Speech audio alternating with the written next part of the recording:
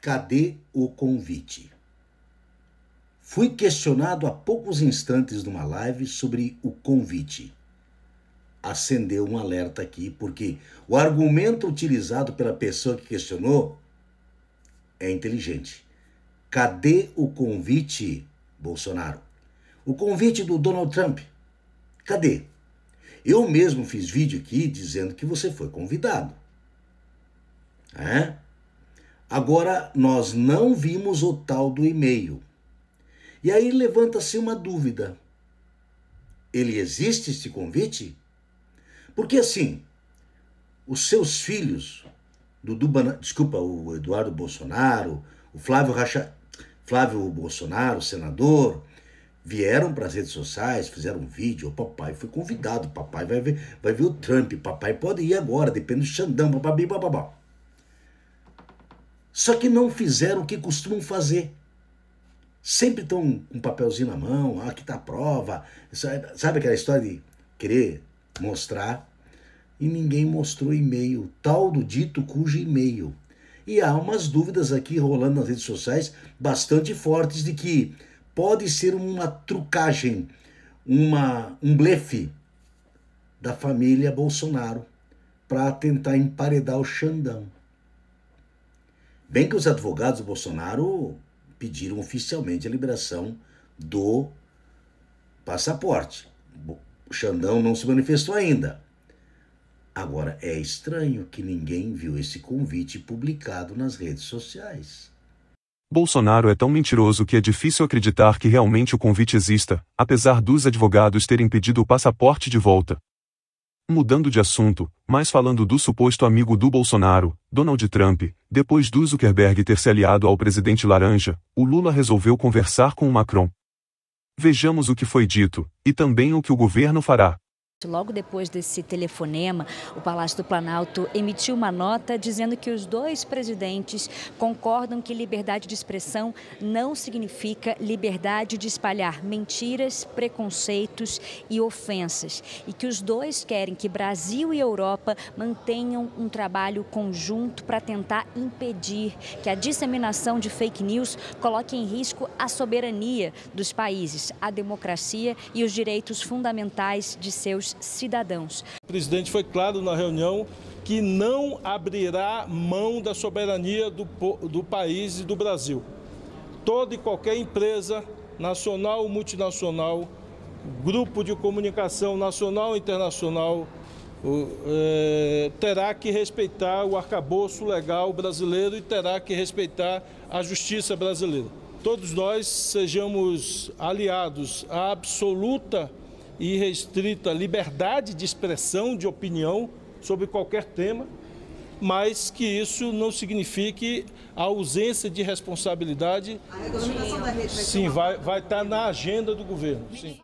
Outro assunto, bastante falado nos noticiários e nas redes sociais, é sobre a posse do Nicolás Maduro, na Venezuela. Vamos ver como está a atual situação do país e da oposição e o que pode acontecer no futuro próximo. Hoje, dia 10 de janeiro, foi a posse do Maduro naquele processo eleitoral muito confuso. Essa posse do Maduro ela foi confusa também, tá? Primeiro, foram poucos representantes internacionais. O Brasil, por exemplo, só mandou a embaixadora que já estava lá. A Colômbia não mandou ninguém, na América Latina praticamente ninguém mandou ninguém. E assim, apesar da China ter reconhecido o processo eleitoral e a vitória do Maduro, ela também não mandou ninguém, mas a Rússia mandou. De qualquer forma, Maduro conseguiu tomar posse, ele tomou posse no seu terceiro mandato.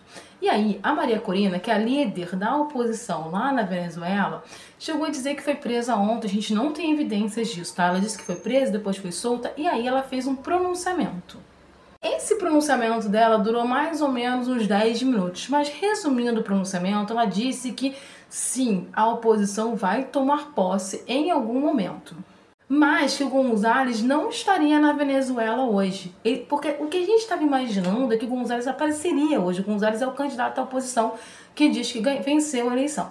O que a gente imaginava é que o González estaria nessa posse, mas ele não foi.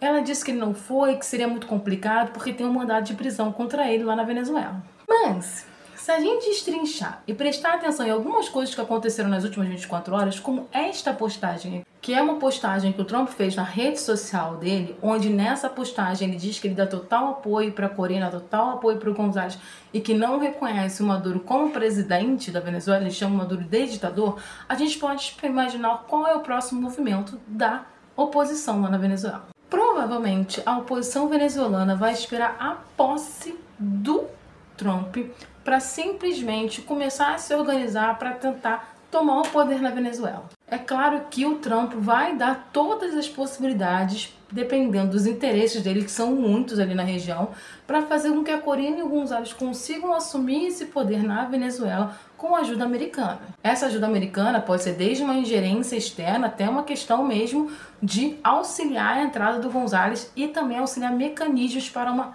revolução interna.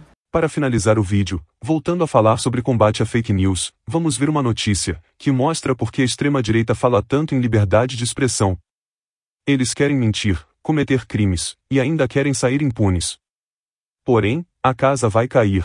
O bicho agora vai pegar. O Ministério da Fazenda solicitou à Polícia Federal que investigue a pessoa responsável por criar um vídeo com inteligência artificial, um vídeo muito mal feito, no qual o Fernando Haddad, manipulado obviamente neste vídeo, fala que vai taxar tudo, que vai taxar animal doméstico, que vai taxar o Pix, que vai taxar natalidade das crianças, tudo. Qualquer pessoa com o mínimo de inteligência possível, ao assistir o vídeo, percebe que não é verdadeiro e que o Haddad não está falando aquilo que o vídeo diz que ele está falando. Porém, bolsonaristas têm divulgado a rodo esse vídeo, querendo trazer desinformação para prejudicar o governo Lula. Inclusive, o deputado bolsonarista Osmar Terra, aquele mesmo que é médico, que indicava cloroquina para todo mundo, foi um dos responsáveis por divulgar esse material mentiroso. O próprio ministro Fernando Haddad teve que gravar um vídeo ontem à noite desmentindo todas essas mentiras. Diz que não vai ter taxa de Pix, que não vai ter taxa de PET,